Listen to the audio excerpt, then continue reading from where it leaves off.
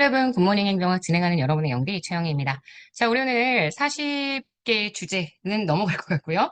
36일차 전문화의 원리에 대한 내용들을 나누려고 하는데요. 이 전문화의 원리는 리퀘스트를 해주신 분이 있어서 요청받아서 제가 촬영하는 영상입니다. 여러분들이 주제에 좀 궁금하신 것들이 있으시면 그거 올려주시면 제가 반영하겠다고 얘기를 했죠. 사실 전문화의 원리는 제가 이 굿모닝 행정학 주제로 고르지 않았던 이유가 뭐냐면 기출 비중이 특히 우리가 알고 있는 전문화의 기본 의미는 복잡성과 같거든요.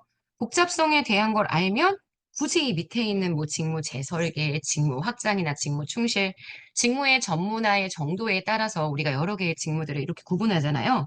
되게 힘들어 하시는 파트이기는 한데 이게 기출 비중이 높지는 않습니다. 그래서 마지막에 이걸 막 달달 외우시느라 너무 스트레스를 받으실 것 같아서 제가 일부러 안 봤던 건데 네, 궁금할 수 있으니 그리고 지금 제가 여기에서 만약에 문제를 출제를 한다고 하면 전 모의고사에 반영을 했지만요. 문제를 출제한다고 하면 이런 표현들은 좀 알았으면 좋겠어 싶은 것들이 있거든요. 그래서 그걸 설명드리기 위해서 오늘 36일자 전문화의 원리를 한번 골라봤습니다. 아시겠지만 전문화는 복잡성과 같은 의미라고 생각하시면 돼요. 우리가 보통 얘기하는 수평적으로 복잡하다, 수직적으로 복잡하다.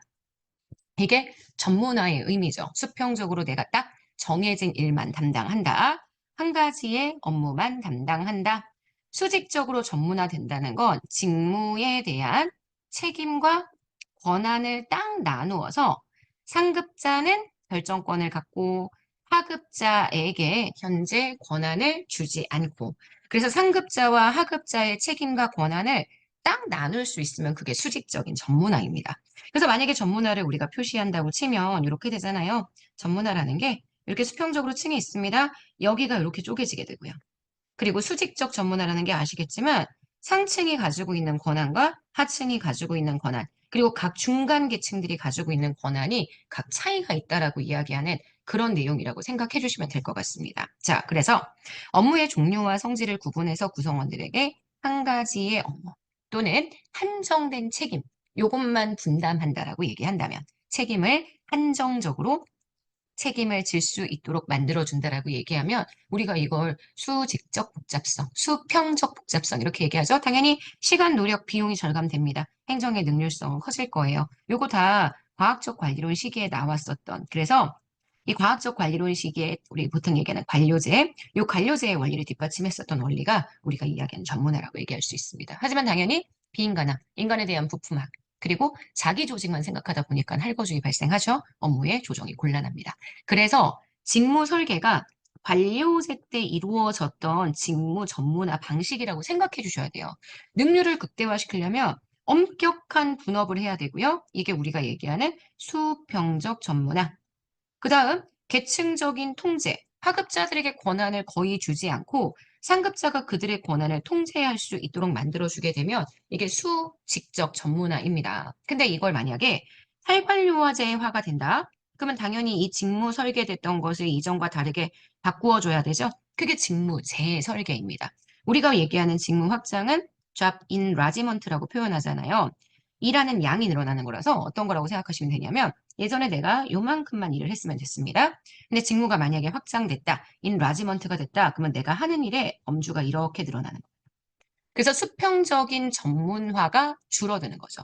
수평적인 전문화는 여기는 연두색이에요. 이만큼의 일만 담당하는 게 수평적 전문화인데 수평적 전문화를 완화시킨다라는 건 한 사람이 더 여러 가지 종류의 일을 하는 거기 때문에 여러 종류의 일을 하는 거기 때문에 직무 분담의 폭을 넓혀주죠. 수평적으로 다양한 일을 담당하기 때문에 수평적 역량이 강화되는 거고요.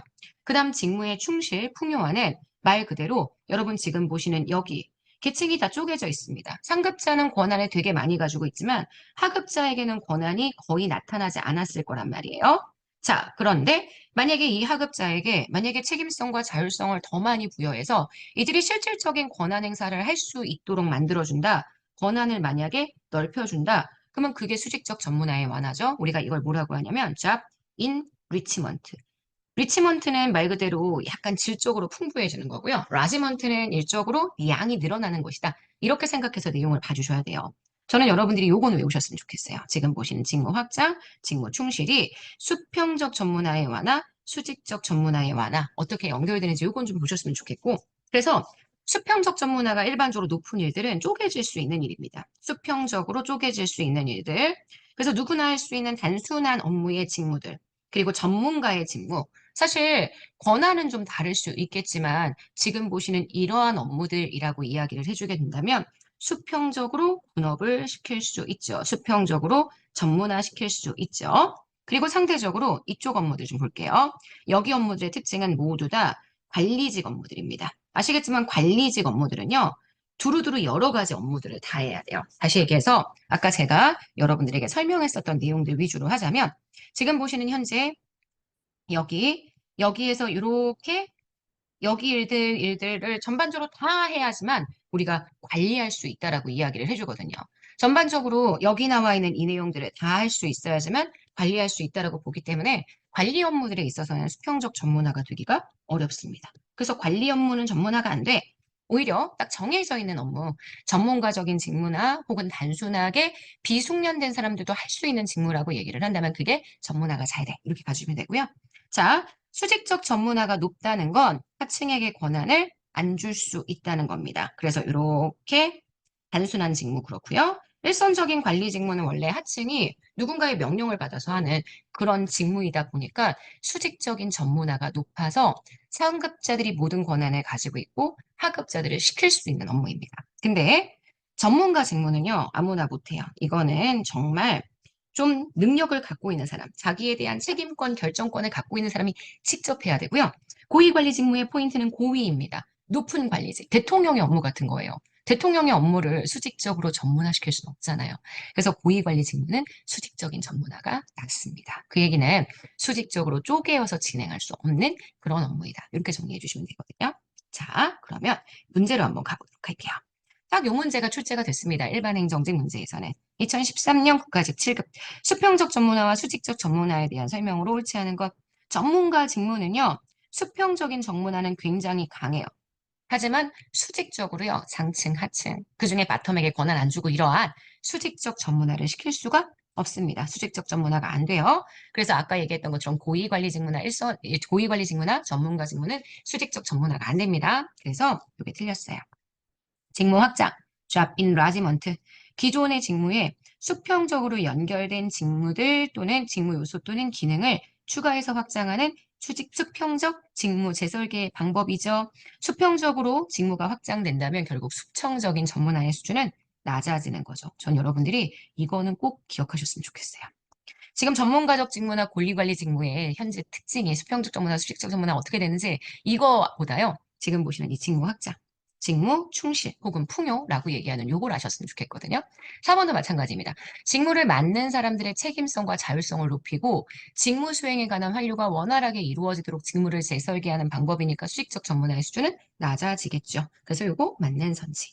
고위관리 직무는 수평적 전문화가 잘 안 됩니다. 관리 직무니까요.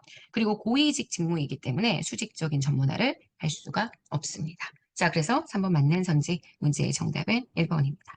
그래서 바로 그 다음 문제 보시면은요. 이렇게 나와 있어요. 조직 내의 직무 범위와 깊이에 따라 과제는 직무의 범위와 깊이는 과제의 성격에 따라 달라져야 합니다. 이게 직무의 범위라고 생각하시면 될 것 같고요. 그 다음 여기가 직무의 깊이라고 생각하시면 됩니다. 자, 그래서 내용을 보시면 수평적으로 범위도 되게 작게, 범위도 굉장히 잘게 쪼갤 수 있고요. 그 다음 수직적인 깊이 역시 잘게 쪼개서 하층에게 권한을 안 줄 수 있다라고 이야기한다면 여기에 있는 업무가 우리가 이야기하는 비숙련이 됩니다.